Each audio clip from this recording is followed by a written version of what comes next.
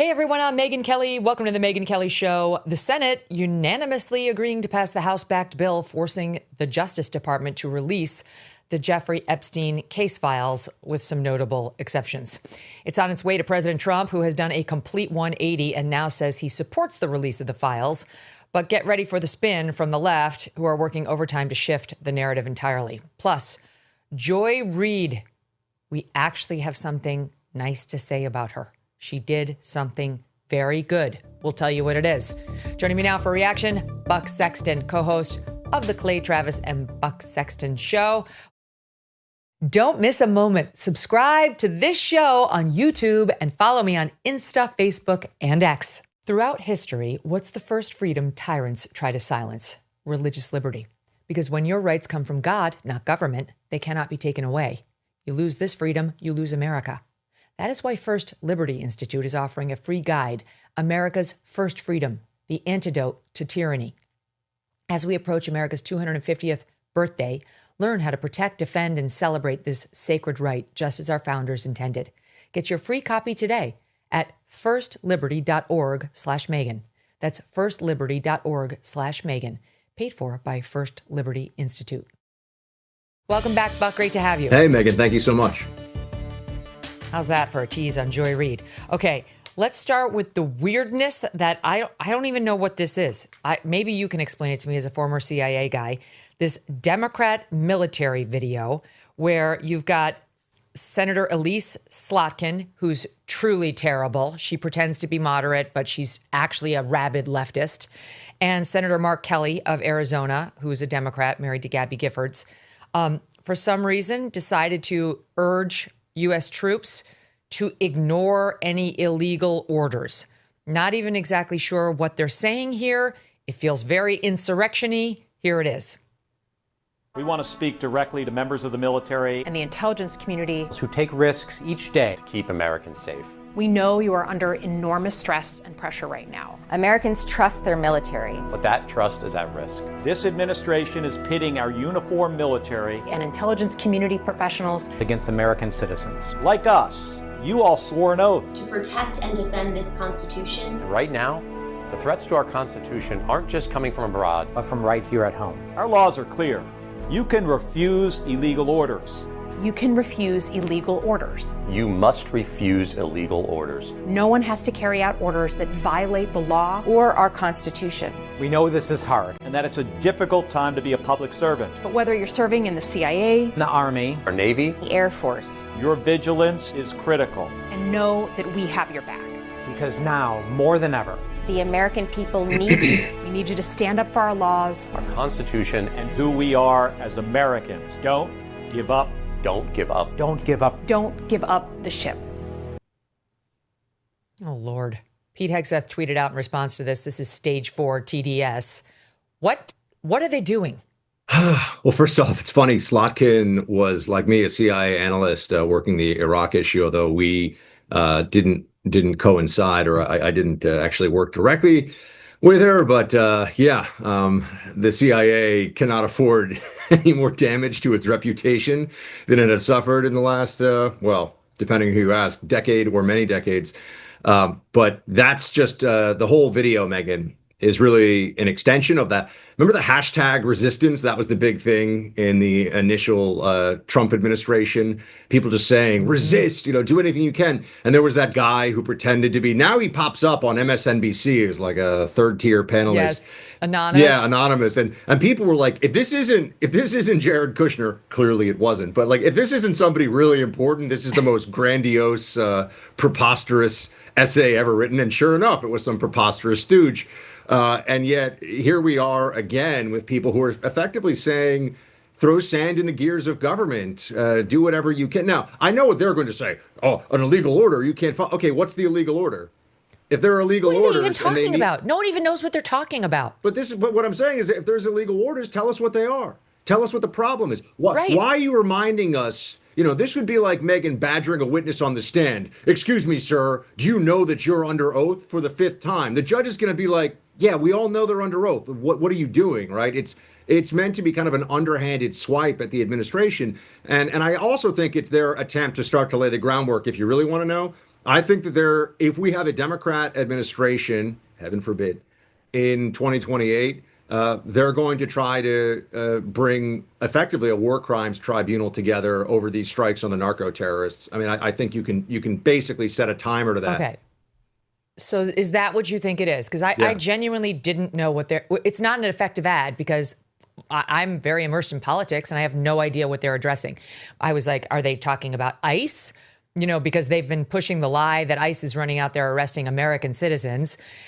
Is that what it is? Or is it the narco strikes? Like, is that an illegal order where, you know, President Trump has designated these cartels as foreign terrorist organizations? They're trying to bring in lethal chemicals to kill our sons and daughters. I have no idea. So who exactly are they talking to? Like the guys who run those bombers who are taking out those narco ships? What do you think? Yeah, I think that their plan is that they're going to, again, do they have control of the Senate? Do they have control of the House? Do they have the White House, right? That's going to factor into this hugely. But let's just say they take the House. They're going to really push on this issue. They are right now setting the groundwork. They think that the strikes, meaning the Democrats, the Democrat establishment, and I've talked to people who, let's just say in the national security sphere, are already seeing the rumblings of this, already seeing the beginnings of it. So this isn't just me coming up with this out of thin air. Although, again, I worked in the CIA, so I have some idea of how these things go. They are going to say that these are war crimes and that these are illegal strikes and that they're unjustified, and they're going to hold a whole bunch of hearings over it. It'll be a bit like, for Democrats, a revisit of black sites and waterboarding and oh my gosh. Now the problem they're going to run into, Megyn, I just want to throw this out there, and from your legal mind, I think you'll appreciate this a lot, is that Barack Obama droned American citizens without trial abroad, including a 16-year-old. And there was no, this was just a 16-year-old U.S. citizen. I mean, you go back to the Anwar al-Awlaki stuff, and they tried very hard not to have this out in the press, and they still pretend like, oh, well, this was something that maybe happened, maybe it didn't happen. I mean, this is what the New York Times and all these others have ended up reporting. So if you're allowed to drone American citizens who are not engaged in any active anything other than plotting, right? You could say they were plotting, like Anwar al-Awlaki. Didn't Obama set this precedent? Also, the massive acceleration of the drone strikes in parts of Pakistan, the Northwest Frontier Province, the federally administered tribal areas, Waziristan. They're blowing up people left and right, including women and children. By accident, but it didn't. Which he bragged about. Obama bragged about how good he was at killing people with his drones. And exactly. And so that all happened. And so what you're going to see is they try to say, well, that's different. That was war on terror. And really, it's different because he's a Democrat. He was Obama, the sainted Obama. But I really do think that that's the plan here. And this ad is the beginning of them creating this whole, it's like no kings, war crimes. You're starting to see the beginning elements of the hashtag resistance come back together again. So I really seriously question the effectiveness of this whole messaging, because in no way to diminish what happened on 9/11 or what happened thereafter, but we have lost more people to fentanyl in this country, young people, than we lost in 9/11 and the post years, including all the firefighters and all the military blood and treasure that we sacrificed. Like the human toll on this fentanyl crisis is beyond measure. And it's of our youngest, best, brightest, kids who have it all in front of them, who make one mistake and take a pill they thought was an Adderall that's laced with fentanyl, and they're dead. And that is what Trump is trying to get at as these Venezuelan drug ships try to come up to America and elsewhere from south of the border to poison our children. Like, find me the American who's got a long list of sympathetic thoughts on those drug boats and thinks they ought to be allowed to come here, and then we'll just see if we can catch them. Who the hell has sympathy for the people driving these boats to our border? I think there's much broader public support, quite honestly, for these strikes than the Democrats anticipated. And on the human toll, I have a dear friend, I believe you know him as well, Megyn, Stephen Yates at the Heritage Foundation. He lost his daughter 2 years ago to fentanyl poisoning, and he was having to deal with that just last month, the anniversary Eric Bowling too. of losing his daughter. And when you understand, when you're near somebody who suffered the direct human toll, the unimaginable loss of a family member, and as you rightly point out, Fentanyl is not marijuana. It's not cocaine. This is a different thing. This is far more addictive and far more deadly than any other substance that's been part of the war on drugs ever before. And I sat in a meeting years ago with a attorney general and a bunch of his staff where they were discussing the use that the cartels make of press machines to make it seem like the fentanyl pills that are sold on the street look like the actual pharmaceutical stuff that people will take sometimes. So you think you're taking a Xanax, to your point about poisoning, but it's actually made in some vat in a lab somewhere in Mexico with Chinese precursors. And it kills the person who takes it on the first dose because there's no dosage control because it's from the cartels. But they make it look like it's from big pharma because people think that's safer. So that's the level of deviousness here. That's what's happened to so many Americans, and we're losing so many of them. And what we've been doing isn't stopping it, right? So that's the other part of this is we can continue to lose 100,000 Americans a year to this, or we can change the game. And that's the Trump approach. That's so right. A moment on Alyssa Slotkin before we leave this topic. I can't stand her. I sat in on the Pete Hegseth confirmation hearings. She stood out in her terribleness. Here's just a reminder of who she is and how she tries to talk about how reasonable she is. I'm from Michigan. The same voters who elected President Trump voted for me. So I get them. I totally get them. And I'm former CIA. I'm of this industry, so I understand the military. But here's who she really is. Watch. Is there anything that a commander-in-chief could ask you to do with the uniformed military that would be in violation of the U.S. Constitution? Senator, anybody of any party could give an order that is against the Constitution or against the law. Right. Okay. So are you saying that you would stand in the breach and push back if you were given an illegal order? I start by saying I reject the premise that President Trump will be giving you've done your any illegal to him, orders but at all. This isn't a hypothetical. Okay, you're going to be in charge of 3 million people. The active duty that I know you care about, I believe you care about. So have you been in conversations about using the active duty in any way, whether it's setting up in detention camps, policing dangerous cities? Have you been involved in any of those conversations? Certainly, I have been involved in conversations relating to doing things this administration has not, which is secure the southern border. Sir, I get your filibustering. I get it. She's so annoying. Yeah. She's so self-aggrandizing and congratulatory. And there she was there. If you played out the whole thing, Buck, she continued. The whole cross-examination of Pete was about how Trump is going to give an illegal order and he's going to execute it. And here she's back again. What illegal order has been given? They're making it up. There is no illegal order. And by the way, Trump has immunity for orders given in his capacity as commander-in-chief. The U.S. Supreme Court just so found a ruling with which she should be very familiar. Yes, well, this is playing right into Trump derangement syndrome. I know there was recently a guest I saw on Fox who's a psychotherapist, and he said that he's dealing with a lot of patients who should be described as having a clinical Trump-based anxiety disorder, and that is what Trump derangement syndrome is. These people are not rational. They don't care what's actually happening. And the Democrats are able to mobilize them and keep them in this state of frenzy by these insinuations. And that's what this is. Would you follow an unlawful order from Donald Trump? It's like, what's the unlawful? As I started out saying, what's the unlawful order? Where is he? This is the administration. We don't know. Yeah, this is the administration that every time some grandiose Obama or Biden or maybe even Clinton appointed judge decides to usurp the executive branch for himself, this administration goes, all right, we'll see you in court. We'll deal with this again. We'll go to appeals. We'll go to the Supreme Court. We'll do what we have to do. These are not the actions of someone of an administration that doesn't care about the rule of law and that isn't doing things as they're supposed to be done, despite whatever the Democrats tell themselves and how frenzied and maniacal they get on this issue. So this is really, it's just they're bad dying faith. to be the victims. Yeah. They're dying to be like victims of his legal excesses. And, oh my God, we knew he was going to issue an illegal order, and now he's doing it without even specifying what the hell they're talking about. It's a failure on a PR level, and it will be a failure if they pursue it legally, These people too. are saying that he's a Nazi, and if you really think that Nazism has taken over America, you belong in a straitjacket in a rubber room. Like, you need a lot of help. I mean, literally, Mark Levin was calling me a Nazi 2 weeks ago. That term is grossly overused. Whoa. It is a joke now. And because of fuckers like him, they've taken a term that has actual teeth to it, and they're working on diminishing that one too. It used to be a leftist tactic with the word racist and bigot. Now it's a right-wing tactic by guys like Mark Levin, who have lost it, actually truly lost it, and need, in my view, psychological help. All right, let's keep going to Epstein, because lots of news in that.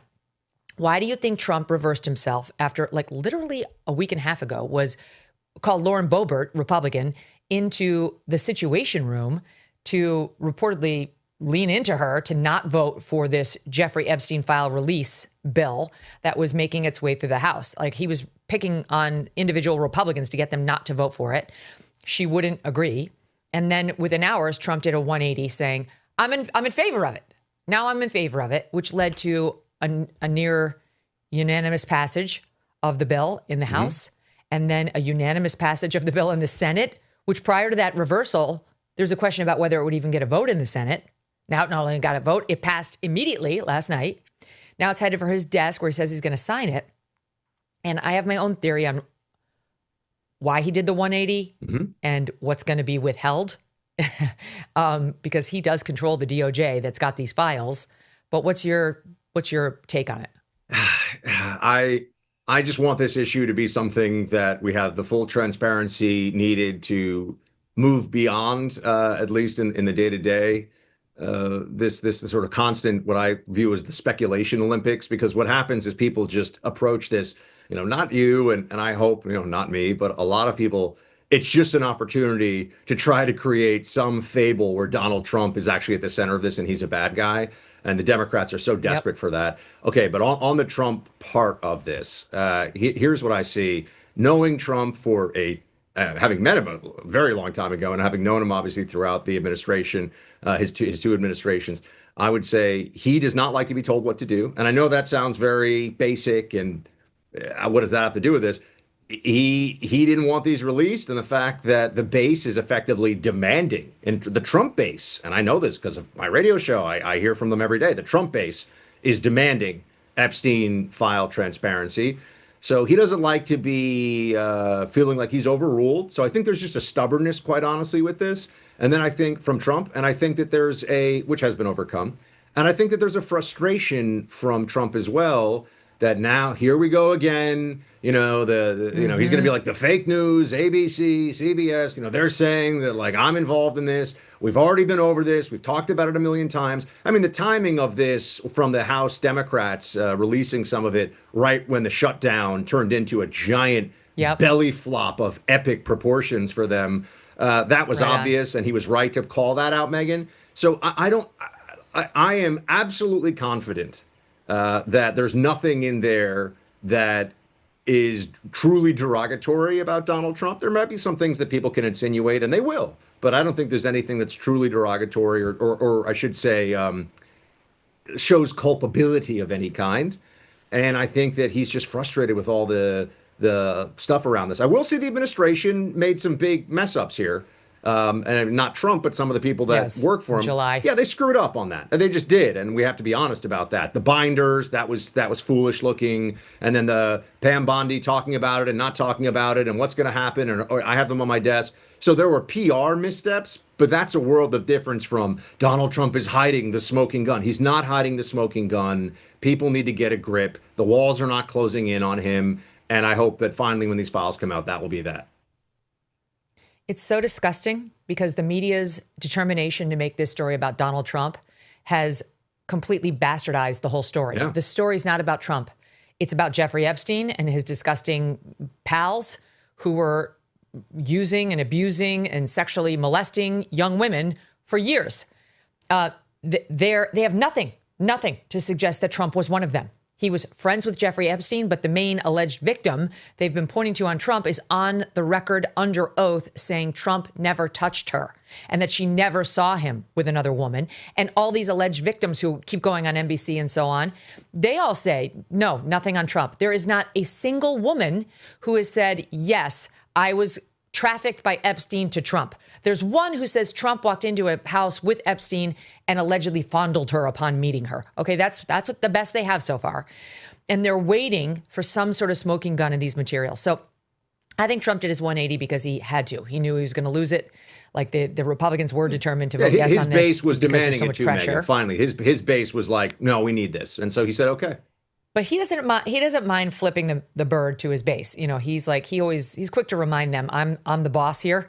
But he was going to lose the vote in the House, and he didn't want to look like he did tell the base that they did something he didn't want the first time around. Basically, he was like, "Shut up, guys, we're done talking about this." But they didn't stop talking about it, and So I think he had to do the 180 just to save face, and then that made the ball, go even faster in the House and then the Senate. And now he's got to sign it. But look, there are enough exceptions to what the DOJ has to turn over that if Trump were really worried about a document or two, there is the potential that he could just designate it classified and we wouldn't see it. They're not releasing classified documents, and they're not releasing anything that would reflect identities of victims and so on. Like, look, I don't believe for one second that the Epstein scandal is about Trump, nor do I believe Trump trafficked girls, nor do I believe Trump ever raped or sexually assaulted a girl that we're going to see in these files, or that's even in these files. But I do think something has gone on that changed his opinion. And given that he controls the DOJ, Pam Bondi answers to him, he's got to have some level of comfort that nothing's going out there that's going to completely crush him. Because otherwise, I think he'd be standing where he stood in July, which is, we're not doing this, move the hell on. Yeah, I think that this was one of the rare times where Trump, through the pressure, you cannot bend Trump if you are anti-Trump, right? I mean, that's like he has an invincibility, an unstoppable force when it comes to, if you're a Trump hater, if you're Trump deranged, he doesn't care what you say, he doesn't care what you do. It is a rare occasion when Trump voters can say, effectively, Mr. President, we need you to do this, and you can't tell us that we don't want this. And this is, I think, one of those occasions. You point out rightly that he was going to lose the vote in Congress if he didn't go along with this, but that's because Trump voters were telling people in Congress, true. You jokers better get this done. We're watching you too, right? So it was really a groundswell of everybody, including everybody rather on the Trump side, saying we can't let this thing go. We actually have to get more transparency out there, and so that's where we are. But yeah, I have no. There have been times where something's going to drop and it's going to hurt somebody on the right, and maybe it's even going to hurt Trump. And I'm like, look, I got to brace for impact. Going to speak about it honestly. We'll work through this. It's not one of those times. Like I'm not sitting here saying to myself, oh my gosh, when the files come out, how are we going to explain whatever's in there about Trump? First of all, if he did anything wrong, people on the right would be outraged about it. But we know he didn't because we would already know. We'd know. Who ran the DOJ before Pam Bondi? Merrick Garland, who tried to put Trump in jail repeatedly. The thought that there's something in the DOJ back pocket that would totally incriminate Trump is a Democrat fantasy. It's not going to come true. Let's keep going because there's other Epstein news, including this. She's not a congresswoman because she's from the Virgin Islands, which is a territory, not a state. So, but her name is Stacey Plaskett. And it's come out that she was texting with Jeffrey Epstein while she was conducting a congressional hearing. She was cross-examining Michael Cohen, taking his suggestions on exactly what he should ask Michael Cohen in the best way to set up Trump and get Trump, and it was all after it was clear that he had pled guilty to solicitation of prostitution with a minor, which, as I always remind people, is not a thing. If you're soliciting sex with a minor, you're raping somebody. There's no consenting for a minor to prostitution. Minor prostitution is not a thing. In any event, she had no problem corresponding with Epstein post that. And then the Miami Herald piece broke, which really blew the whole Epstein scandal wide open in November of 2018. And this is post that. So this is post that, where she's texting with him. It's February of 2019. She's texting with him like he's her BFF on how to get the goods from Michael Cohen. So now the House decided, should we censure her for doing this? This is so disgusting, and it's really given us a black eye. And they decided not to. The vote was very close, but it did not pass. And Buck, Hakeem Jeffries, goes out there and says, I want to get the quote exactly. During the debate on the resolution, suggested Republicans were targeting Plaskett because of her race. Oh, the race card. That's the reason. Couldn't see that one coming a mile away. Yeah. Yeah. Do you believe this crap? Look, here's something else that Trump has been saying about this issue. And I truly believe that he is frustrated that this is still a thing that we have to talk about. And as I said, the administration made some missteps and fed into that a bit. And some of the administration figures, including people I like and respect very much, were kind of part of fanning these flames and then trying to douse them, which is a little bit of a difficult dance to do, like fanning the flames of, we need transparency. And then it's, well, I mean, we gave you as much transparency as we can. Like that was a tough. You're good. That was a tough turnabout. Pivot. But I would say on the broader issue, Trump is saying, look at who was really involved with Epstein. Meaning, and when I say involved, I want to be very clear, because I also think it's important ethically and legally to be very specific. And I would caution other people out there in the commentary space or listening to this or just, in their own social media, like, don't accuse people of things for which there is no evidence, especially when you're talking about sex crimes, because they will and should sue you. You can sue. And will win, okay? Because you can't go around saying someone's a pedophile because you don't like them. And I think that there's going to be a lot of people that are trying to find something in this trove of released documents so that they can attack their political enemies, right? So that's one part of it. But it's Democrats who were involved as friends, associates, longtime companions, frequent companions at the island on the plane. It's Bill Gates, it's Bill Clinton, it's Reid Hoffman, you go down the list. These are all Democrats. Larry Summers, who's just with the CCP daughter, the Chinese Communist Party. That's an amazing story, by the way, that isn't getting more attention. Larry Summers, one of the senior most, really the Treasury Secretary, in a sense, of the Democrats over the course of like 20 years. He's trying to seduce the daughter of a top Chinese Communist Party member and is like passing pronouncements on U.S.-China policy. And he's already married and he's going to Jeffrey Epstein for advice. You would think that would be could you imagine if that was a Republican? Imagine if that was like Ted Cruz instead of Larry Summers, like a big figure on the right. And like a nervous, perverted little schoolboy being like, Jeffrey, is she a prostitute? Jeffrey, what should I do? Jeffrey, this is all post the scandal. Yeah. Like he, just like Plaskett, knew full well what Epstein had pleaded guilty to, was being accused of. They didn't care. Larry Summers kept his relationship going with Jeffrey Epstein well beyond that Miami Herald report. He didn't care. And just as a reminder to the audience, the Miami Herald report blew open the number of victims who had come forward, alleged victims, back in 2008, when he pleaded guilty to those two crimes, but that there were literally 36 young women who had come forward saying, me too, me too, me too. And so that broke in November of 18. And still Larry Summers and Plaskett and a long list of others were like, no problem for me. Larry, it's me, Larry. Jeffrey, please help me figure out my love life. Keep going. Yeah. How did Jeffrey Epstein get such a hold psychologically over some of these incredibly powerful, influential, and wealthy men? And I really do mean that as a question. Very good question. I know there are. Yeah, same. Yeah. I know there are a lot of possible answers, but I do think we should get closer to the actual answer or answers on that, because to your point, this guy was the Treasury Secretary and he's acting like just some like weirdo buffoon on this issue, going to Jeffrey Epstein, who's a convicted, at this point, convicted sex criminal. Like, I don't... He's on the sex offender list. Right, he's on the sex offender list. I mean, I always remember Christopher Hitchens had this test. He's like, is someone too gross? He's like, well, if you're sitting down at lunch with somebody and they say, I did a couple of years for tax evasion. Do you finish the lunch? Yeah, I mean, you shouldn't evade your taxes, but you paid your debt to society at, tax evasion. He's like, If you sat down with somebody and they said, I had, committed like a violent sex crime or a underage sex crime, do you finish the lunch? No, you do not finish. Yeah. You're like, what the heck? I raped a minor. Yeah. I raped a minor. Sure. How about dessert? You're not, you're adjourning the meeting, right? And so all these people who were around Epstein seem to be willfully turning, it's not even turning a blind eye. I mean, I guess they didn't care. And then the other part of this, though, and I wanted to get to this, because this is still, and I would ask anybody, we will hear people say things like, well, we know where Jeffrey Epstein's money came from. That is a lie.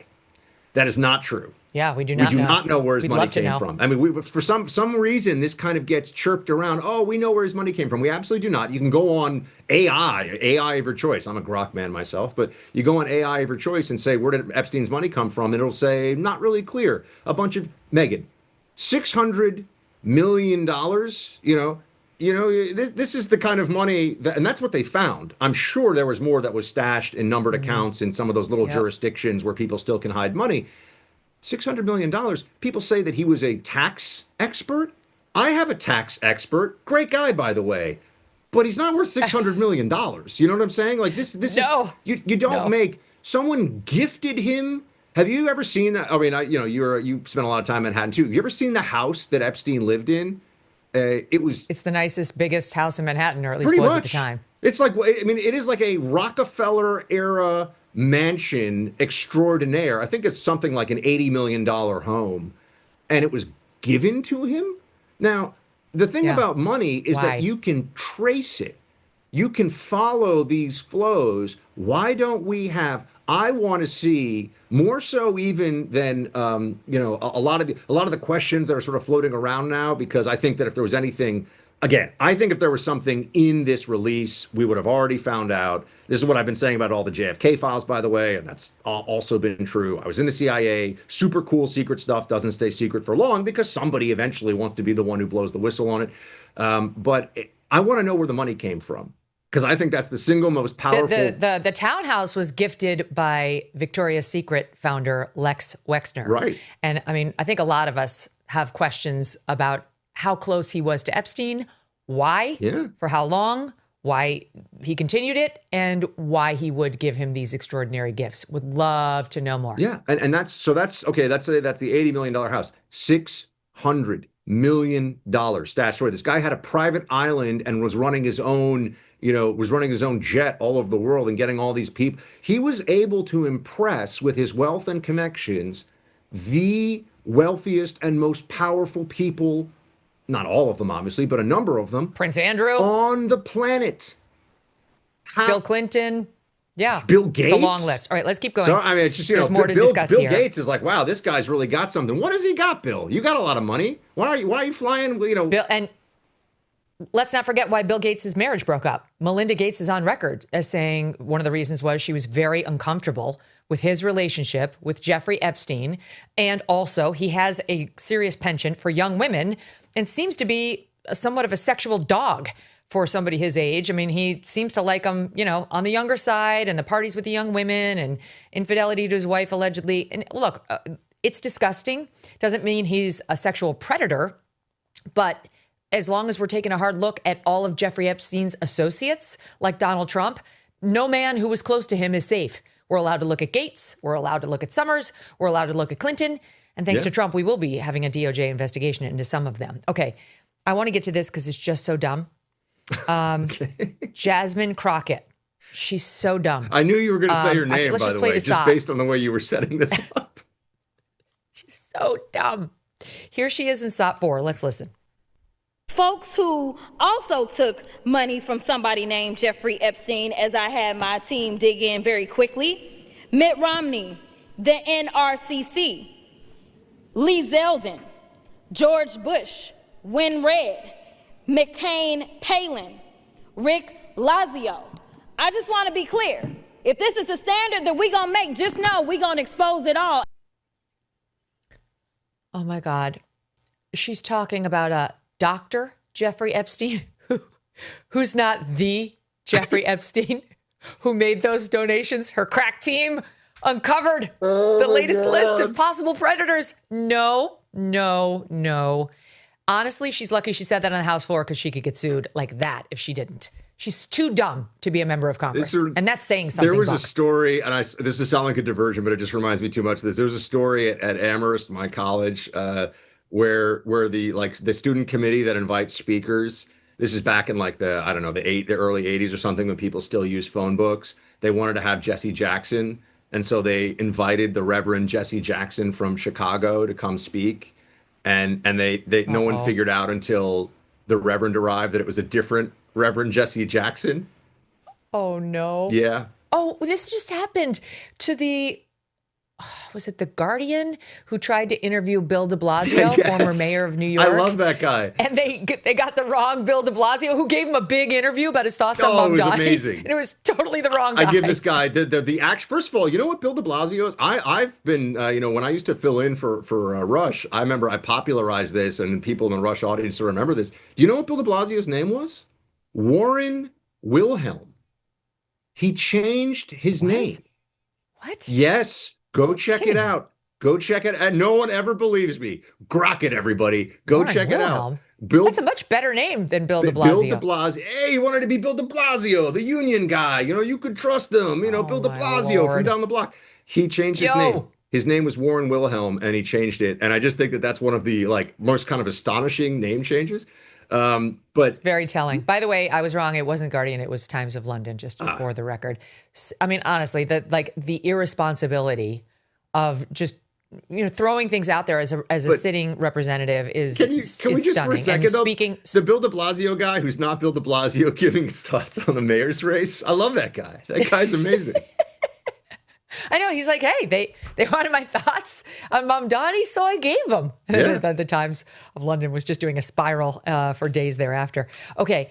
Kara Swisher has some thoughts on where this release of the Epstein Files, which is coming now after it's been passed by both houses of Congress and is going to Trump's desk, on where this is going. Here she is in SOT 5. I do think this is it. There is definitely a photo of him in some fashion. And so if there's a photo, I think, the pussy grabbing thing was voice, which was problematic enough. But there's a photo like what happened to Andrew. I think it's game over. And then we have President fucking JD Vance. But if forced to speculate, wait, hold on. You think this ends his presidency prematurely? Yes. He'll be sick. He'll be that. Yeah. I do. I think he's not going to make it to the end. Be careful what you wish for. I think JD Vance is I agree. scarier. Hello, I just called him a couch fucker to San Francisco. Just checking in on the normal left. So the Epstein thing will bring the Trump presidency down, and JD Vance is a couch fucker, according to Kara Swisher. Yeah, those are supposed to be like the two leading intellectuals of the new left, or the established, the sort of new establishment left, if you will, because they're on the podcast side. And Kara Swisher, my only interaction with her ever was her just astonished that I didn't think that masks outside was a good policy. So, I mean, I'm one of these people who looks at them like, these are not smart people. I mean, they maybe they have the... She's really hateful. Yeah, really, really nasty. And I would say on the Trump thing, I mean, what does she want to bet that this doesn't, this is, I wish we could start doing this now, right, where I just say, you know what do you want to put up? How much money do you want to put up that there's no photo of Trump? It's not going to end his presidency. But Megyn, the problem is the Democrat audience has been so conditioned for, oh my gosh, we finally got him, that anything that isn't, we finally got Trump, doesn't get attention. In fact, people get angry at those who will say, look, guys, let's think about the midterms. The country's not actually on fire. No, you can't say that as a Democrat. You have to say that Trump is Hitler. You have to say these insane things. And she's just playing into them. What she said is manifestly stupid.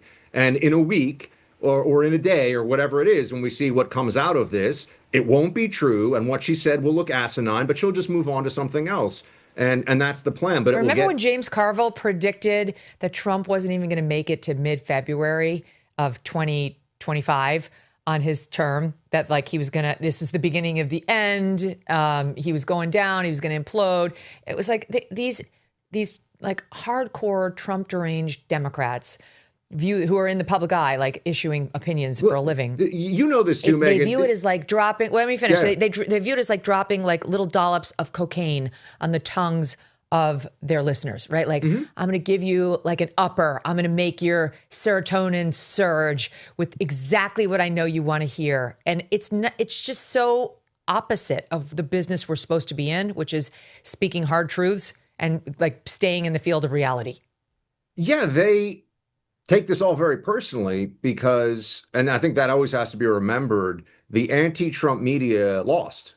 He beat them. He defeated them, not just in getting elected the first time, but even more so in getting elected the second time when they had the full force of a corrupt and senile presidency and its DOJ henchmen and all of the establishment Democrat media arrayed against Trump to stop him from becoming president.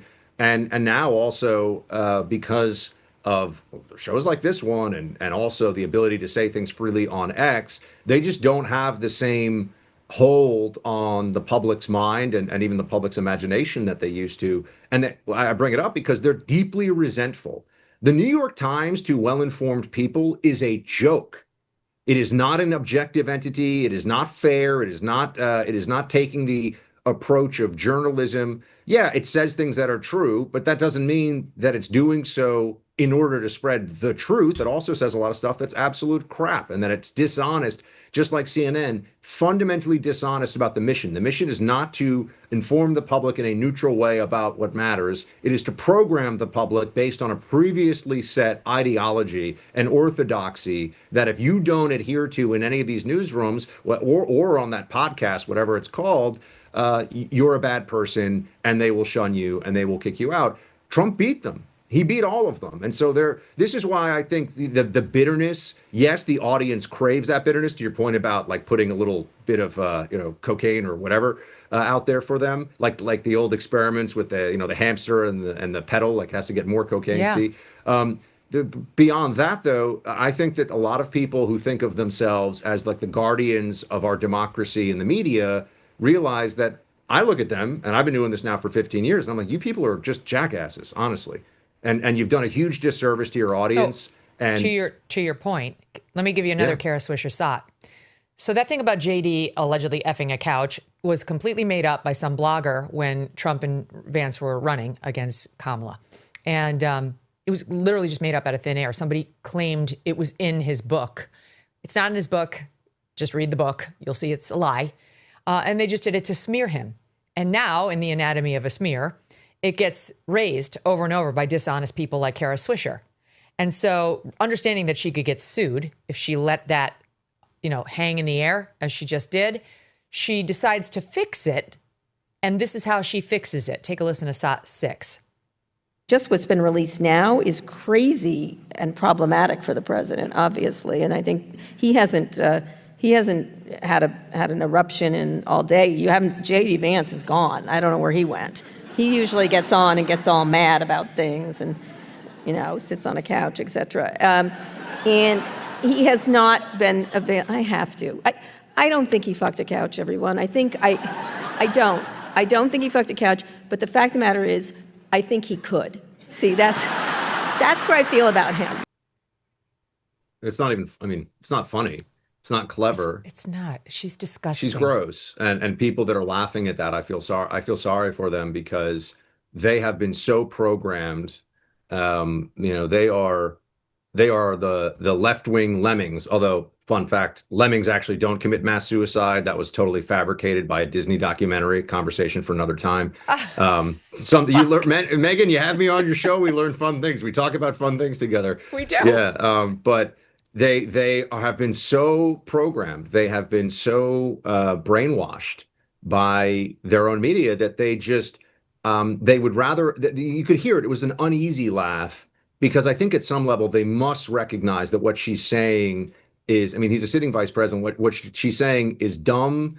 It's based in nothing. It's disrespectful. It's just childish. He's got young kids. It's childish. He's got young kids. It's like, really, you have to drag him with a completely made up lie. His children are going to see this like, you're so gross. Well, but they just don't care. This is the thing. There's no humanity. On the right, we actually have there are a lot of people on the right who, whether you agree with them or not, they are actually impressive individuals. They're people of considerable character, talent, skill, thinking of somebody like JD Vance, of course. I mean, his story is amazing. People know Hillbilly Elegy. But he's an incredibly high wattage guy. He understands these issues. You look at Marco Rubio. You look at Scott Bessent. You look at the people in this administration, and whether or not you agree with their decisions and think that they have tremendous wisdom, they definitely have tremendous IQ, ability, talent, backgrounds. And then you look at the Biden administration, and you look at the Democrat bench, and you look at the people that are making decisions. It's a clown show. And it's you not see just, Jasmine Crockett. Yeah, it's not just because I disagree with them. I mean, the top people around. I mean, Karine Jean-Pierre is a moron. I don't like being mean. By any objective measure. She's an idiot. She's truly a moron. And Joe Biden wasn't smart before he had the dementia, has always just been the slimiest used car salesman of a politician on the planet. And then you look at Kamala. Kamala's a moron, okay? Not an intelligent person, not impressive in any capacity whatsoever. No. Tim Walz. Tim Walz, not an impressive person. You go down this list and you compare, and an objective party or somebody who's just trying to look at things for what they are goes, on the one side, you have people who, men and women who in their own ways are badasses and do cool things and have been successful. And you look at the leadership of the Democrat Party, and they're a bunch of whiny, DEI-obsessed, pro-transing your kids, open borders, wackos. And this is the fundamental problem the Democrat Party has. They can't seem to find a way to get around this. On that subject, here is Scott Jennings on CNN. And he's raising questions about whether this panel's willingness to run toward Trump's in the Epstein Files in a way that's going to bring him down is sound reasoning. And he gets this back from a guy named Joshua Doss. Watch this exchange, Sot 7. Scott, you keep saying, well, he didn't do anything. There's no indication of criminality. If that's true, he should be elated that we're putting these things out. It's not if that's true. It is true. Can you name any evidence? I would like to see the evidence. What I'm saying is... You think after 10 years of public life, you wouldn't know it already? No, I don't. That's exactly the point. Oh, my goodness. Scott, this is an IQ test. Don't fail it. Come on, man. Scott, 10 years Donald Trump has been in public life. That's embarrassing. Just real quick, I just want to bring it back to something that just happened. I feel like I just heard Scott call into question this black man's intelligence with the IQ test. That's what I feel like I heard that. And so I just want to say something. This is what it sounded like. You want to make it racial, go ahead, but it's ridiculous. Well, I mean, I think that... By the way, we know each other and we're friends. I know this man. He's a smart guy, and we're having a debate. We're having a debate. Don't make it into so. We don't even know each other, but we do. This actually relates back to the topic that we're having, Scott. There is you're sitting here with so much confidence without seeing all of the documents that Donald Trump is innocent. There is a presumption of guilt that a black man walks around the United States with, that I have been watching Donald Trump navigate this situation with the presumption of innocence that is never afforded to us. Okay, first of all, it's presumption. It's not presumption. Second of all, calling out somebody to say, this is an IQ test, let's see if you pass it, can be done to a white person, a brown person, a black person, an Asian person.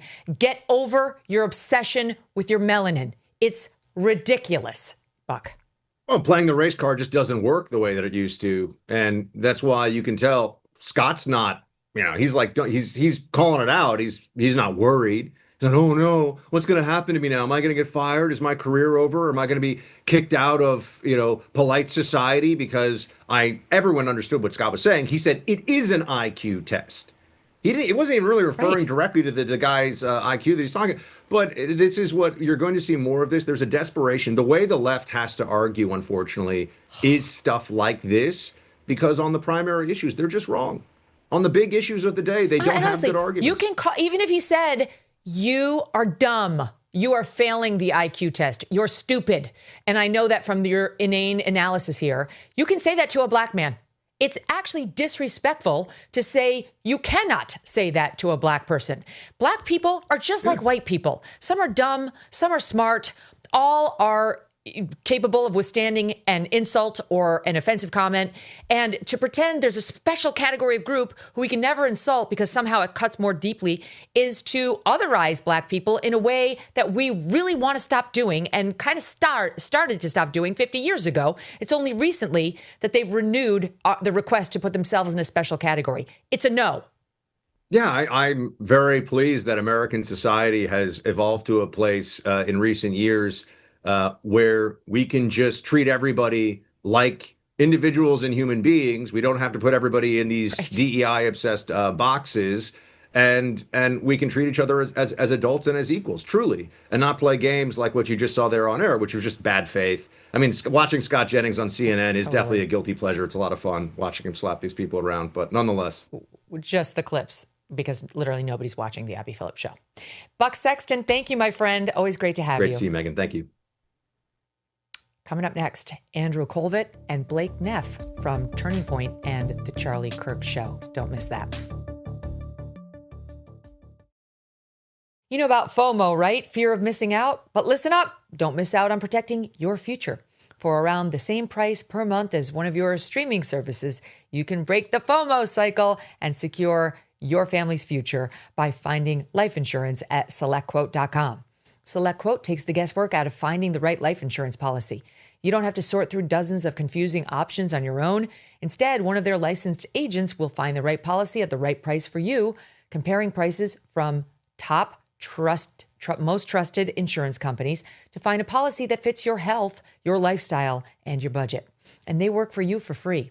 Life insurance is never cheaper than it is today. Get the right life insurance for you for less and save more than 50%, 50, at SelectQuote.com/Megyn.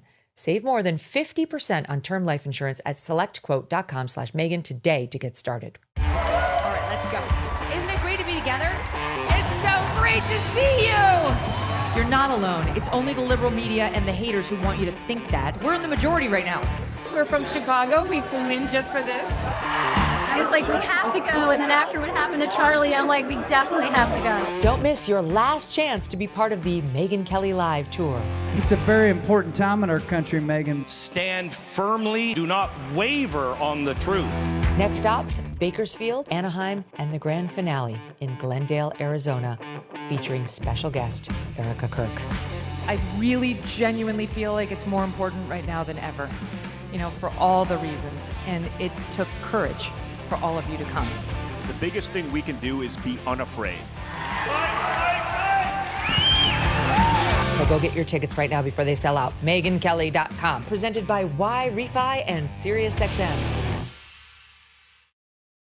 Now we're joined by two first-time guests at the center of the conservative movement with Turning Point USA. There's been some insane hate, that Turning Point has received on college campuses recently, and we are going to get into more of that on today's news. Joining me now, Andrew Kolvet. He's a TPUSA spokesperson.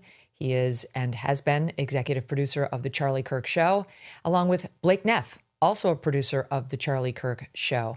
Guys, welcome to the show. Great to have you. Thanks, Megyn. It's an honor to be here. Thanks for having us. Oh, it's wonderful to see you both. Last time we were actually together was when I was sitting on your set with you guys talking about Charlie, and we saw each other at the memorial, but last time I saw you up close and personal. So it's great to see you. Yeah. I have to start with something joyful. Okay, we're going to start with something super joyful. I think this is going to make us all happy, and it happens to relate to a woman named Joy. In this case, Joy Reid, who, believe it or not, you're going to applaud. Listen to SOT 13. I would be disturbed. I'm telling you, I would be alarmed. I'm alarmed enough when I see a woman with her dangling boobies. Yeah. If I saw a penis in the ladies' locker room, I would freak out too. This is nothing against trans anybody. What it's saying is, if I turn around and I see a penis in front of me inside of the room, I would probably go to management and say, wait a minute, why is there a naked man in this room? Because just the world we live in, just from a safety standpoint, and just from a privacy standpoint, I can see why she would have gone and reported to management. There's a man naked in the bed. Now, if they clarified and they said, well, trans, okay, but I think they should take her concerns also seriously. Because if she's uncomfortable, does she not have the right to be at least uncomfortable with the situation, is what I'm saying. Okay, I know that I don't want to overstate it, but this is kind of a watershed moment. She's talking about Tish Hyman, who got kicked out of the Gold's Gym in L.A. because she objected to a trans person being in there walking around in full frontal nudity, she alleges. And by the way, the guy was a domestic abuser convicted of breaking a woman's jawbone in a compound fracture. I mean, you know the kind of force that would take, a dangerous guy. And I know it's like, okay, maybe it's because this woman was black and she's a lesbian and Joy Reid's like, okay, I can shout her out. But I don't really care. It actually is very important to have somebody who's such a committed far left person come out and start standing up for women's rights against these trannies who are invading our locker rooms and our bathrooms and so on. And so I genuinely applaud Joy Reid for doing this. I genuinely applaud her, and I welcome her to the fight, and I hope she stays on the right side. I think this is a very, very good sign. Long odds, Megyn. Andrew? Long odds. Blake, what do you mean, Blake? What do you mean? She's crossing over on one issue. And like on this issue, as somebody who had this all wrong back in like the 17, 18 timeframe myself, I can say like when somebody sees the light and joins the right squad, we should welcome them with open arms, even if we disagree on literally everything else. Yeah, I mean, I'm a big fan, Megyn, of not having a totally insane opposition party. The country would be a better place if we could get the basics right and we could come to an agreement on, there's men and there's women. They do not belong in each other's locker rooms. Those type of things should be common sense, but increasingly, they haven't been. And so, yeah, I'm with you. I find Joy Reid a really, really detestable race baiter. I find her opinions largely impossible to listen to and agree with. And by the way, Charlie felt the same. One of our favorite pastimes was commenting on Joy Reid's incessant insanity. And so, but listen, I'm with you. Yeah, this is good. More of this, Joy Reid. More, because you have a long way to go still. That's where I net out here. Yes. She does, but it's like the people we're trying to influence who are still in the dark ages on this issue are all the people on her side. They are much more likely to listen to Joy Reid than they are to the three of us. So it's true. It's great. No, it's true. I'll take all the support and help we can get. And especially because this really is a women's rights issue. It's not like guys aren't complaining about fake men going into the men's room. It's the other way around, that we really do need a united front from actual women who are the ones going into these spaces and finding themselves endangered. And that's why this woman, Tish Hyman, who just threw down over this issue, she was a game changer. This woman has not stopped talking since it happened, and she's very effective. She shut down a San Francisco group meeting on this with the terrible Scott Wiener, who's a nightmare, who may be elected to Nancy Pelosi's seat. And she appears to have convinced Joy Reid. So go, Tish, go. Okay, lots more to discuss. And almost none of it is as uplifting as the Joy Reid moment. I'm just gonna tell that to you honestly. Let's kick it off after her with Jack Schlossberg. He is JFK's grandson. He is running for Congress. He is, in my opinion, fucking deranged. Sorry, I know you don't swear on the Charlie Kirk Show, but we do here on the MK Show, as you know. He's, I really think, an insane person. I think he's not well. There were reports that his mother, Caroline Kennedy Schlossberg, really did not want him to run for Congress, which is what he's doing in New York. And I think it's because she knows her son is nuts and probably deserves to be locked up in a facility as opposed to running for Congress, kind of a different place you can get locked up for being a nut. He's come out and gotten the white glove treatment, including by Maureen Dowd at the New York Times, who completely whitewashed his insane social media history, where I'm just going to give you a couple of examples. There is one here where he is, do we have it? Yeah, this is a video, I don't think it's a soundbite exactly, but he's doing the Nazi salute over and over and over again. SOT 22. Watch. Yo, check this out. Yo, check this out. There's one. Yo, check this out. There's another one. Number 3. 4, 5, 6. Didn't we all just live through a fake Nazi salute gate with Elon Musk literally just saying thank you? My heart goes out to you. That it was nonstop covered by the left-wing media for days, for weeks. This, totally whitewashed, not an issue for the New York Times nor anyone else. All they hear is a Kennedy who hates righties. He's in. Thoughts on it? Go ahead, Blake. I'm very tired of the Kennedy thing. I think I'm the youngest one here. It feels like this strange boomer artifact. to be like continuously obsessed with this family because of its, presidential figure who disappeared from, the scene 60 plus years ago. At least this guy doesn't have the Kennedy name. I think that will make it less bad. And also, at least in that video, he seemed kind of weird. Immediately, he's going to be Jack Kennedy Schlossberg, which is not his name, but go ahead, Blake, sorry. No, actually, you shouldn't be giving them these free ideas. They'll probably do that now. Yeah. But I guess that also, maybe we have more videos on him. I'm not super familiar with his work, but he doesn't seem as charismatic. He doesn't exactly seem to have the Kennedy magic. He seems a little twitchy. Disturbed. He's a Let troll. me just give you one. We're going to go through a few. But he's disturbed. I'm going to play a couple of them, but I just want to, and you're going to really have to forgive me for this. Let's see, he's 32 years old. He posted on January 20th of this year a piece, a post, in which he said he was making fun of RFK Jr., his cousin, and the Maha movement. And he wrote, "I will have a Maha energy ball." He proposed a recipe, I'm reading here from the Free Beacon, that called for several ingredients, including, again, please forgive me for this. This is his words. These are 2 ounces of Jew blood, Ashkenazi, not Sephardic, baked at 300 degrees until totally dry like your wife, wrote Schlossberg, a Yale graduate with law and business degrees from Harvard. He went on to say that, he was calling for them to add, again, forgive me, semen into the energy recipe.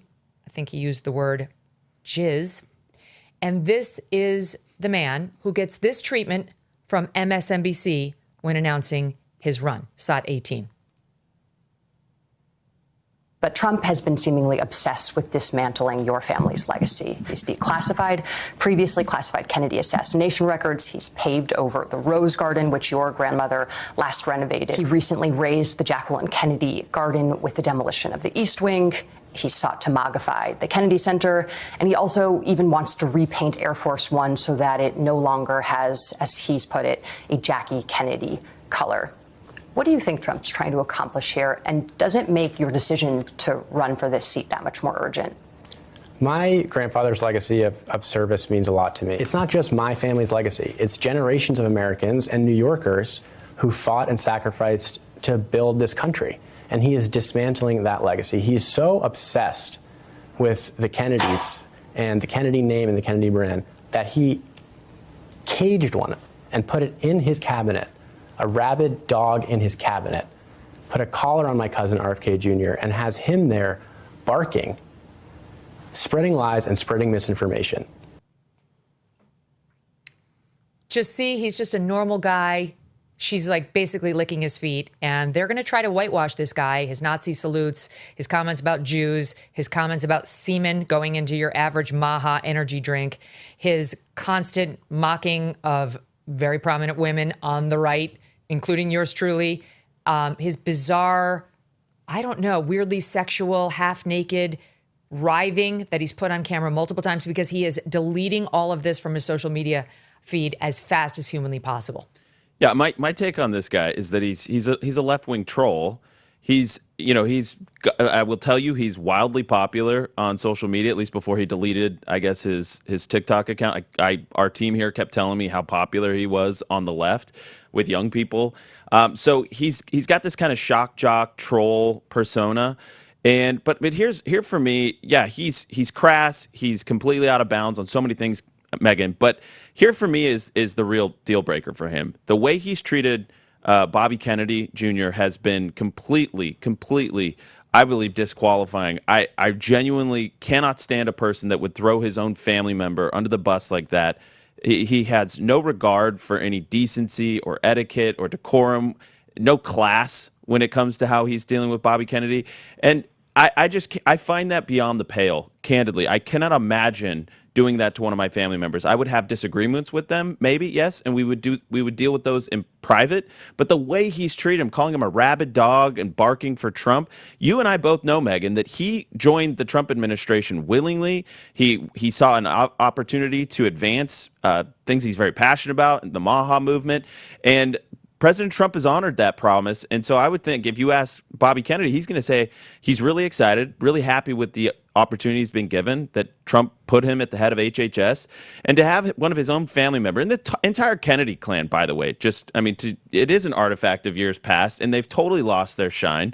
And for just to see how low they have fallen, it's like each generation gets continually less impressive, and he's just the latest iteration of that. It's really sad because America would do well to have proud families that we can look up to as models, as exemplars of the country, and they're just completely debasing the brand. Yeah, they are not one of them. I'm old enough to remember, Blake, when the Democrats had a complete meltdown saying that Trump had mocked a reporter who has a disability in that clip where Trump kind of does this with his hand and he's like imitating a reporter. Trump denied that he was mocking a disability, but they still raise that as evidence that Trump is a bad person. Here's Jack Schlossberg talking about his own cousin who has spasmodic dysphonia, which is why RFKJ talks the way he does in SOT 20. Hey, everybody, I'm trying to figure out the right present to get Donald Trump for the inauguration. So I found a really rare animal and killed it, and I'm going to give it to him. So we no longer care about Nazi salutes, and we no longer care about mocking people with disabilities. We definitely don't care about misogynistic attacks on women. What do they care about? Just the fact that he was attacking, as you note, his own relatives stands out because obviously Trump can be pretty combative. But one thing that always stood out to me is Trump had his sister was a federal judge and was appointed by a Democrat, and they never really went out of their way to bash each other or hate on each other. And Trump actually respects, surprisingly, some like old-fashioned decorum about how you're supposed to behave. And that even that has like fallen by the wayside, and it's a perfect encapsulation because the left will write those essays, how you should disown your uncle who says bad things at Thanksgiving, how you should break off all contact with your family member, a hugely popular piece of advice that people on the left will give each other. Oh, if your parents are MAGA, they're toxic, cut them out of your life. I saw one that went viral the other day where it was someone saying, I'm so disgusted by one of my family members. I think it was his brother. He and his wife are MAGA supporters, but I can't break contact with them because I don't know how to drive, and they drive me to my doctor's appointments. The cognitive dissonance going on there is so extreme, and I guess now that sort of thing is primed to get into Congress. Megyn, to your point, the fact that the left-wing media is going to whitewash it, they are willing for a Kennedy to do anything to help get him elected, to make him a big star, because they're desperate for stars. They're desperate for white men that are stars, candidly. And I'm very happy that he's got the last name Schlossberg, which is hard to say, and it's not that attractive of a last name. I'm just going to say it. And he doesn't deserve the name Kennedy. But they are willing to do whatever they can and throw out all their standards, all the same high bar that they would hold a conservative to. They don't care about that because what they ultimately care about is about power. They care about getting Trump. This guy's going to be a rabid dog to fight Trump. And by the way, can I just say in that one clip, Megyn, that I have never perceived or observed that President Trump is obsessed with the Kennedys or dismantling the Kennedy legacy. I don't think I've ever even heard him talk about it. One of the best things about that, actually, I want to hit is they're describing the Kennedy legacy, and the Kennedy legacy is like architectural features of the White House, the color pattern on Air Force One. It is the most superficial elements of a legacy. You'd think, what would a legacy of the Trump administration be? It might be a secure border. It might be radically changed foreign policy. And then the Kennedy legacy is, the East Wing of the White House, which needed to be expanded until suddenly getting rid of it was, I think they called it the heart of America, the New York Times did. Yeah, it's basically Jackie Kennedy and her amazing style. we got to go on now to less pleasant things, which brings me to Katie Couric and her exchange with John Fetterman. I think I speak for all of us when we say you kind of wanted to smack her. We wouldn't smack her, but we kind of wanted to smack her when we watched this incredibly obnoxious exchange. It's so obnoxious, you guys. I almost never run a soundbite more than 1 minute on the program. It's just my own rule. I think they go on too long if you do. This one is 3 minutes, and there's a reason for that. Sit back, buckle up, and I don't know if I can say enjoy, but watch. Here we go. Do you think that flags should have been flown at half staff? Do you think his body should have been flown on Air Force Two? Do you think he should have posthumously be given the Presidential Medal of Freedom? I think some people felt that that was perhaps over the top in terms of mourning someone like Charlie Kirk. How did you feel about that? I'd say that was his choice and his prerogative, and that was really entirely up to him. Did you have any issues now in hindsight over some of the things that Charlie Kirk said and some of the rhetoric he used during his life? I didn't agree with much of it. I didn't closely follow his specific kinds of views, but I did. I'm sure you learned about them after his death, though. No, I haven't done a deep dive on it. We've all seen that terrible video. Perhaps if you've seen the actual video, I have. And it's like appalling. And that's part of the political violence. And from what I'm saying, it's like that's unacceptable. And engaging in a debate and views I strongly disagree on, that's part of the American democracy. And for me, it's that would never justify what's happened. And I just chose not to take the opportunity to argue his views after children lost his father in the most violent public way. I mean, so that's, I would say the equivalent. The equivalent on the left might be, say, Mr. Piker. I strongly disagree with his views. But I'm appalled if something like that happened to him. Oh my God. I mean, that's, we have to disagree in better ways where, you're going to solve it by shooting people. And that's why the kinds of rhetoric, we have to turn the temperature down. Extreme rhetoric makes it easier for extreme reactions or to justify them. I think some people might say Charlie Kirk's rhetoric was extreme. I think that's the conversation that happened. People condemned political violence, but they also felt a great deal of discomfort with his language, suggesting that these kinds of words lead to violence. I don't know. I'm just kind of sharing my observations as I saw the conversations unfold. Yeah, I agree. I mean, I think we agree that we probably didn't agree with much of what he said. And I'm sure we both agree that you shouldn't shoot people, and you shouldn't execute them in public. And I think that's two things must be true. That free speech, I'm an absolute free speech guy. And you have the right to say these things. And you definitely also have the right not to get shot by sharing your views. 5 times she tried to get him to condemn Charlie. 5 times. And 5 times he kept going back to, this is not the time. You don't start condemning a man's rhetoric after he's just been assassinated. All you do is condemn the political violence. And she couldn't stop herself. And then she ultimately ends by suggesting, quote, these kinds of words lead to violence. Unbelievable, her insensitivity. What do you make of it, Andrew? Yeah, I mean, she's doing the meme. Like, she's doing it where she's like, you had this coming. She's suggesting that Charlie Kirk had this coming. And that something that he said was somehow justified the shooter's actions. And I find it appalling. I find it really disgusting. And the fact that she's so out of touch, and by the way, you got to say, like, the redemption arc of John Fetterman is truly remarkable. I actually tweeted about this. I said, thank you, John Fetterman, for the moral clarity here. We need more of it. Again, I go back to what I said earlier, Megyn. I am very pro having a non-insane opposition party in this country. And it's like, we've got John Fetterman. It's like, he's the guy. He's the guy willing to like take the barbs when it comes to a number of issues.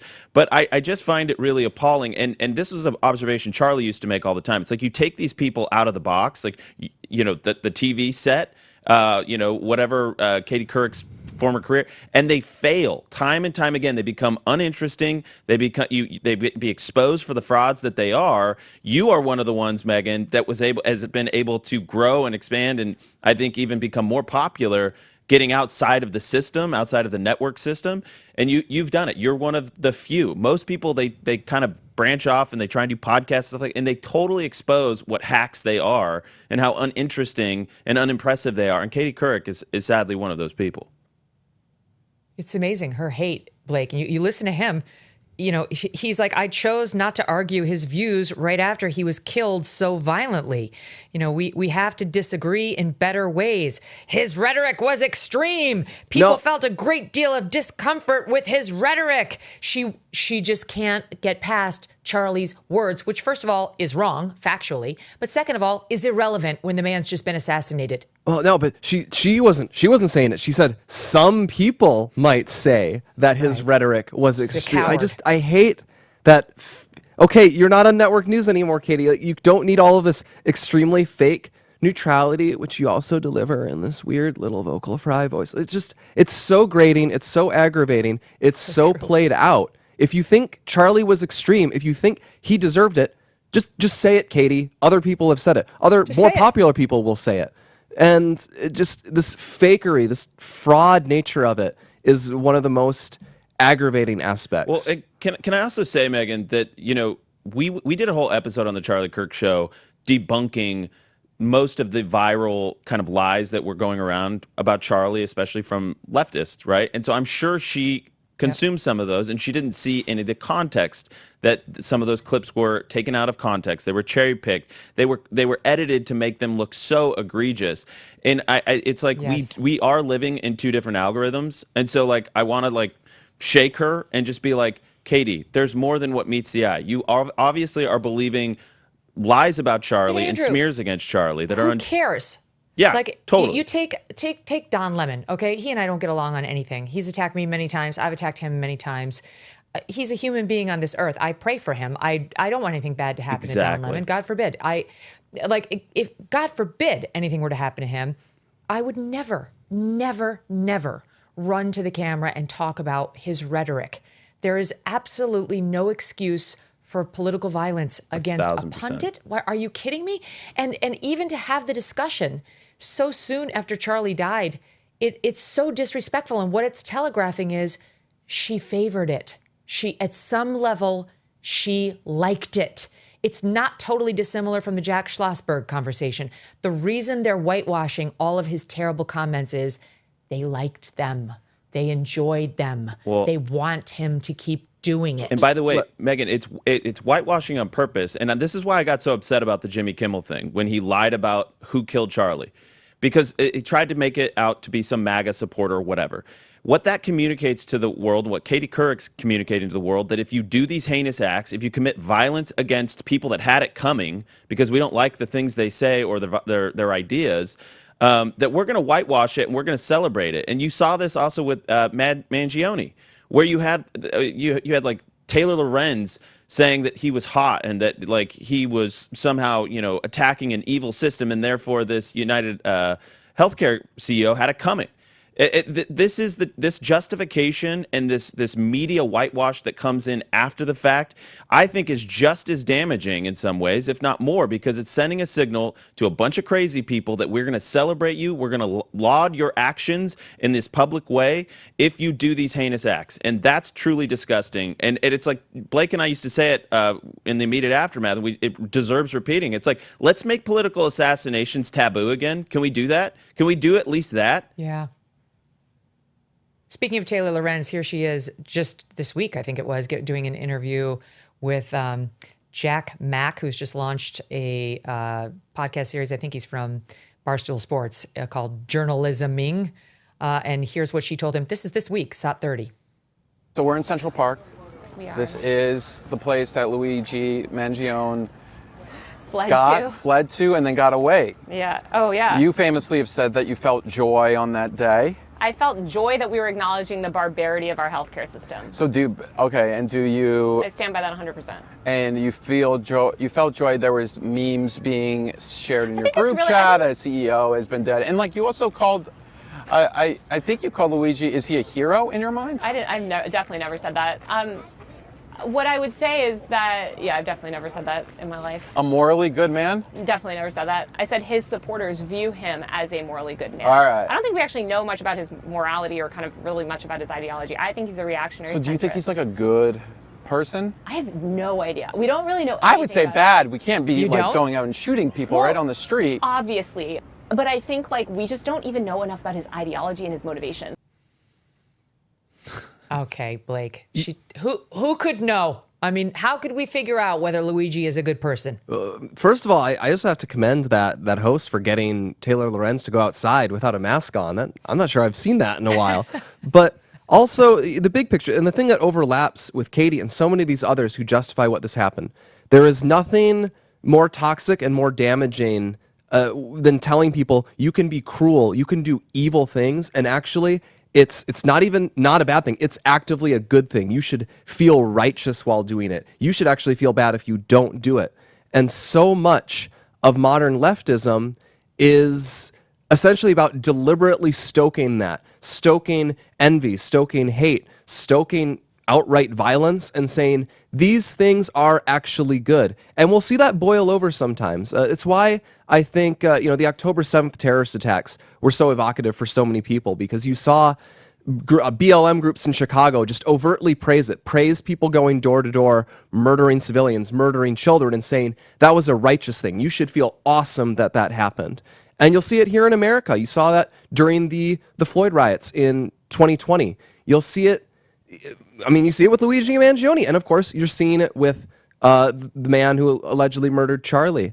That they'll take a completely heinous act, a completely indefensible act, a thing we all know is heinous and indefensible, and say it is heroic, it is good, and that's really intoxicating for people. Mm-hmm. Or even to debate the person's point is to invite more political violence. It's not that we can never discuss health insurance again because they executed the CEO of United Healthcare, but you don't do it right after, or you play right into the assassin's motivations and his goals, and you encourage another one. Same thing about Charlie. You talk about his violent rhetoric, which is a lie. Okay, put that to the side, though. You started talking about what did Charlie stand for? What did he say right after he's assassinated by somebody who hated his views? You play right into it, and you encourage more of it. Not to mention Hunter Biden, who I'm sure you guys saw this, but he's got thoughts on Charlie's murder. Here is what he said in SOT 23. That is the narrative that is being spun by the right. I can think of another one that this kid, if it was this kid, was a graper. And he is a Nick Fuentes acolyte. They want to create chaos. And so it didn't matter whether you shot Charlie Kirk or whether you shot the Charlie Kirk's equivalent on the left. And I don't know who that would be. Probably someone like Hassan Pico. Yeah. So so there's an answer. He wasn't necessarily shot for his beliefs. He was shot because he was one of the loudest people speaking out there. I don't know why Charlie Kirk was shot. Candace Owens says Charlie Kirk was shot because he was about to disavow Israel. Okay? I don't know why Charlie Kirk was shot, but I do know this. It's only served one group of people, Charlie Kirk's death. MAGA. Unbelievable. His death only served one group of people, MAGA, which frankly is the Jimmy Kimmel comment in a different dress. It's the same thing. Like, this is something that's serving the MAGA wing. So let's take a closer look at who actually murdered him. Wink, wink, who stood to benefit. That's really what he's doing there, Andrew. Yeah. And it's, first of all, it's untrue. And I encourage the whole tendency of the left to say that all of these political assassins, except for, I guess, Luigi Mangione, are of the right, right? This instinct is bizarre. It's crazy to me. I encourage everybody in your audience, Megyn, to check out a guy named Turkey Tom. He did a deep dive on some Discord chats that were. We did. Yeah. Okay. We did check that out. Okay. Good. We almost went to air with it, but we couldn't shore it up to the point where we were comfortable with the reporting. Yeah, but he did a deep dive on Tyler Robinson and his weird furry trans lover. And I've been credibly informed, Megyn, that those are authentic. And so, feel free to keep diving into them because I believe that they are authentic, and it's a real window into the weird LSD, THC vaping, incessant drinking, alcoholism, furry fetish, paranoid schizophrenia of this world that they were inhabiting, with furry fetishes and all kinds of stuff. It was this black market HRT. So this was a very bizarre world that they were living in. And so for Hunter to kind of wade into this water I find it confusing. I don't actually know what he's getting at. But secondly, Megyn. I'm telling you what he's getting at. He's pulling a Jimmy Kimmel. Yeah. I don't know who killed Charlie. Maybe it was this group. MAGA is the one who stood to gain. Well, they're the ones, quote, benefiting. It's a clear implication that this guy was MAGA and was trying to help the MAGA movement by having a martyr. I mean, that's obviously what he's suggesting without having the balls to actually come right out and say it. Yeah, well, exactly. And it's funny because if you're actually in right-wing circles or if you're paying attention to any of the conversation online, everybody's worried about the infighting or the fractures within the conservative movement in the wake of Charlie. This has not benefited MAGA. Charlie was such a force of nature for MAGA, that keeping the coalition together, keeping the disparate tribes singing from the same hymnal, if you will. So it doesn't make any sense. But yeah, to your point, they want to whitewash it. They want to make it look like political violence is a thing of the right, and they want to look like there was some grand conspiracy here. It's really disgusting, and I'm glad you showed me that. I had heard about this clip, but I hadn't seen it yet. This is my first reaction to it, but I find it really, really disgusting, this tendency to do it. Same. He really should have resisted the urge, and the podcast host should have resisted the urge to join in, which is what he did. All right, stand by. We're going to take a quick break, guys, and we're going to be right back. There's a lot more to cover. Andrew and Blake, stay with us. This holiday, while others are chasing the rush, find your sense of calm with Peak. Peak is a luxury wellness brand powered by rare plants and cutting-edge ingredients, offering the perfect remedy for the season's hustle and bustle. Their science-backed botanicals, minerals, and vitamins support metabolic function, immune health, sustained energy, and radiant skin. Peak is proud to introduce Sun Goddess Matcha, an organic ceremonial superfood blend that redefines your daily ritual. Crafted from the purest tea leaves, it provides a smooth, sustained energy for a calm mind and a radiant glow.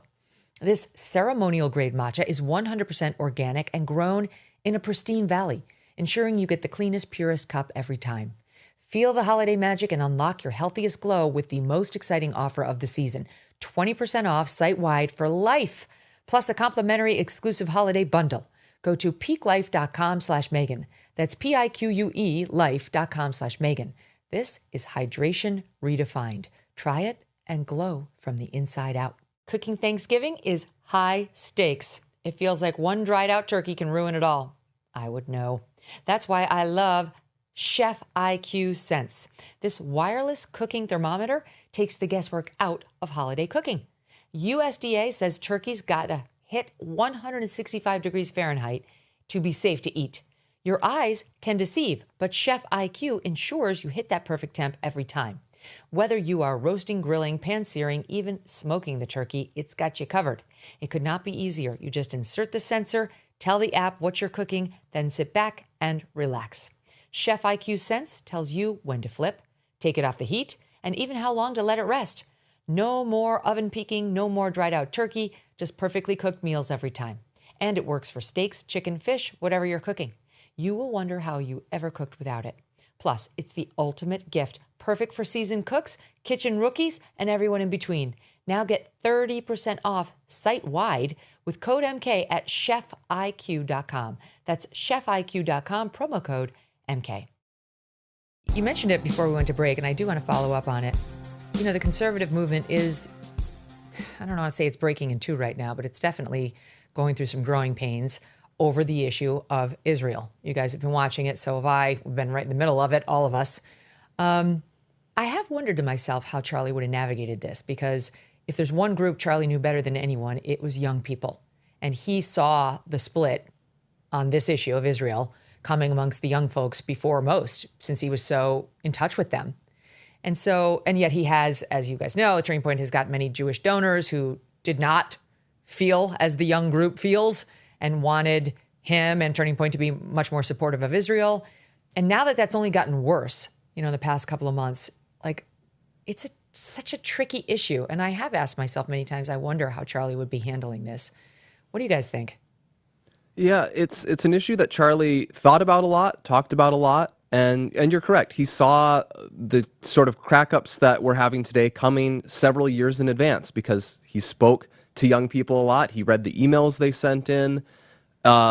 He could see the polls. He always would look at what the polls were saying about what sentiment was. And he would talk about this in private too. So you mentioned donors and all of that. He would talk to our supporters who were Jewish or just generally big Israel supporters. And he would say, one thing you guys need to understand is young people are a lot less supportive of Israel. And he would try to chart out, I think, a viable future on that issue, where he would say, guys, we have to be able to make the case that supporting Israel is an America First position.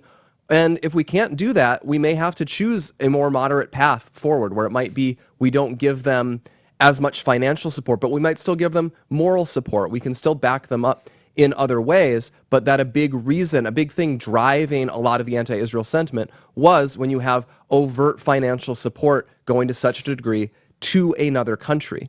And he was always trying to chart that out ways. We were discussing that even up to the point of his assassination. What are arguments we could make towards people who are hostile to Israel, and also what can we make to supporters of it to try to hold the coalition together? Because but it's very hard, Blake. Yeah, trust me when I tell you. It is very hard. If you want to make space for both sides of that discussion, there is one side that will insist you not. Yes.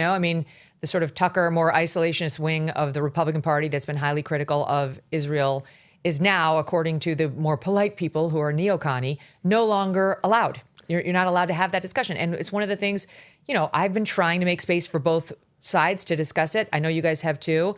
It's very infuriating because it's just the one side who says you're not allowed to let that other side in. Well, so what he would say is what he wouldn't have room for, and what he would say is he has no room for actual anti-Semitism, Drew hate, as he called it, no room for it anywhere on the right, because we're not a hate-based movement. And he would also say, okay, we are an American political movement. You must clearly articulate our political principles in terms of making America the number one priority and the American people the number one priority. And so he would emphasize those key points. And then he would talk about, I think what he would often emphasize is, guys, it's a huge problem if attacking Israel or criticizing Israel is some sort of top issue on the right. That's why he talked about Islam so much in the last few months of his life. He was saying, guys, the clear threat to Western civilization that is unfolding, that is spreading across Europe and coming into America, is Islamization. And also, the Mamdaniism, the various third world resentful ideologies. And those are the things that are poisoning the West. And we absolutely need a united front against those things. And we should be able to unite on that issue. And we can't allow something like criticizing Benjamin Netanyahu to break apart the coalition when there's things that are far more important for us to be worrying about. Yeah, and I agree. Yes. I agree with that. Charlie was very much, I'm an American.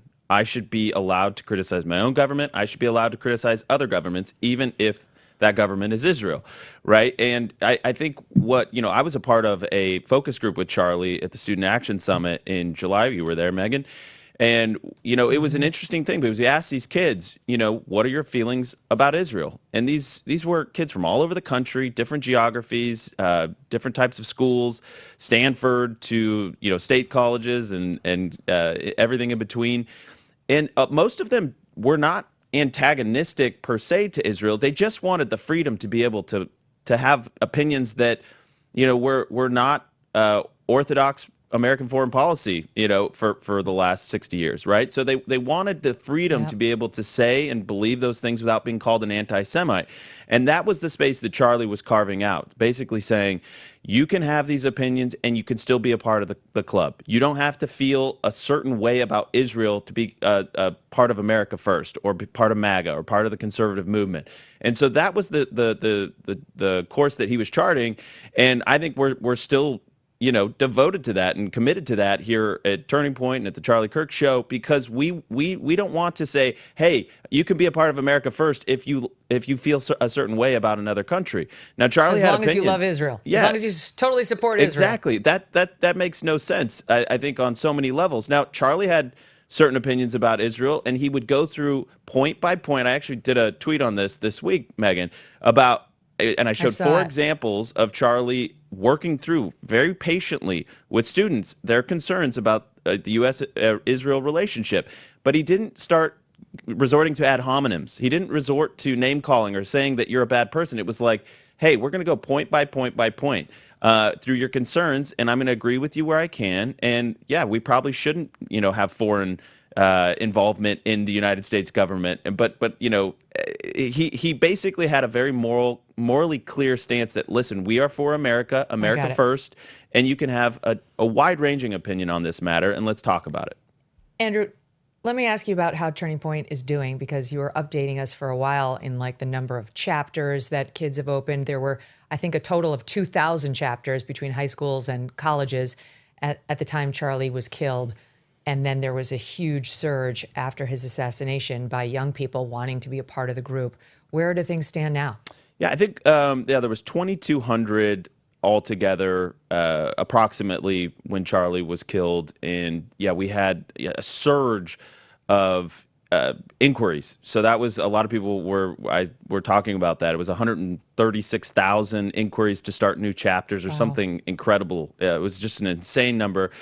I think at this point, the starting chapters is actually quite a tough process, but we're doing 50 a day right now. 50 new chapters are starting across the country at either a high school or a college campus every day, which, if you know the amount of work that takes to start those chapters, you understand how insane that is. And the field team is doing such incredible, heroic work, and the pulling off the tour. You have to understand, a lot of people I don't think have put this together. That field team that did those tours that you were a part of, that Glenn Beck was a part of, that Tucker was a part of, so many of these governors. It was the same team that was at UVU, and they were there when Charlie was assassinated.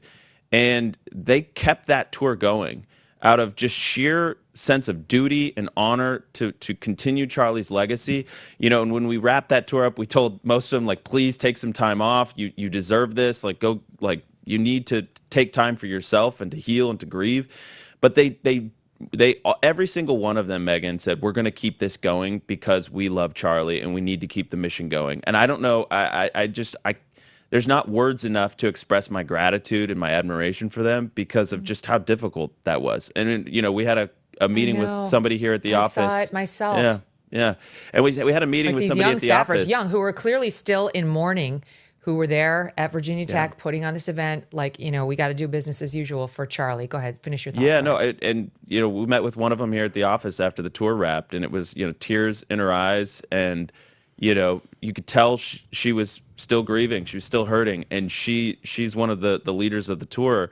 And I was just, it's like I said, I can't express to you enough how proud I am of that team, of her. And I hope they take their time and they come back and stronger and just understand what they accomplished, because it was truly heroic. And I think our chapter count, though, Megyn, just because you did ask about that, I think we're approximately at about 6,000. If not 6, just shy of that now. So the number keeps growing every day, but it's truly amazing. And we're going to keep pushing until we have a high school chapter at every high school in the country, and that's 23,000. So we're pretty much maxed out at the college level at this point, but high school, we're going to keep charging ahead. That was one of Charlie's last real mandates to the organization. We want to be we want to Club America, which is our high school brand, at every high school in America. Let's do what the left does and get them while they're young. We've ceded the fight for the hearts and minds of young people for too long. And that was what Charlie Kirk saw when he was 18 years old and got this brilliant idea for a company called Turning Point. They're not going down without a fight on these campuses, Blake. There was an incident at Purdue University Northwest with a professor interrupting a Turning Point meeting. There was this incident from former professor David Kozak, calling Turning Point USA supporters Nazis at Fort Lewis College on November 7th. Here's that, South 37. Go on, fascists. Go on, Nazi lovers. Don't engage. Don't engage. Come on, Nazis. No. Let's be kindness. Kill him with kindness. Don't take his bait. Come on. Let's be calm. There's no need for that. Okay, there's no need for that. We haven't said anything to you. Thank you. Giving the finger to the camera. You're a pleasant human Fuck being. the Nazis. All I can say is such a Fuck pleasant the Nazis. person. Jesus loves you. Oh, he The does. Son of God loves you. And he loves Nazis too, huh? No, Jesus loves everybody. Christ, our God, loves everybody. God loves everybody. He loves haters. I hope you have a very blessed day, sir. It's this toddler, Blake. It really is. It's what we were talking about earlier. When you take an ideology that says, take your worst impulses, go up, be rude to people, curse them out, attack people. I mean, we've seen far worse from professors. We've seen them rip down our displays. We've seen them basically attack students. And of course, we also see it when they celebrate Charlie's murder, which plenty of them have at this point. It is an ideology that embraces all of your worst personal temptations and says, indulge them, repeat them, marinate in them, hate other people, attack other people, hurt other people, and it tells you that is righteous. All of those things you want to do, they're good things. You should feel bad if you don't do them. And the end result is you have lunatics who feel entitled to attack whoever they want, and they're shocked. They're shocked that other people would not want to do that. A bunch of young kids who are in mourning, by the way. Absolutely no sensitivity. He's another Katie Couric. You guys, we're heading to Glendale, Arizona this weekend on Saturday night, the last night of our Megyn Kelly live tour. And we'll be interviewing your new CEO, Erica Kirk, as you both know. I hope I see you there. I salute you for all the great work you've been doing. I'm sending you all my love and support. Thank you Thank you very much. We'll see you in Glendale. Good. I hope so, Andrew. I'm going to give you a big hug when I see you. Lots of love. And folks, if you would like to join us, this is the last weekend of the tour where we have 2 stops in California, Thursday and Friday, Bakersfield and Annandale, and then we close out the tour on Saturday night with the one and only Erica Kirk. You can get the tickets at megynkelly.com. Thank you for listening. We're back tomorrow with our friend Link Lauren and more.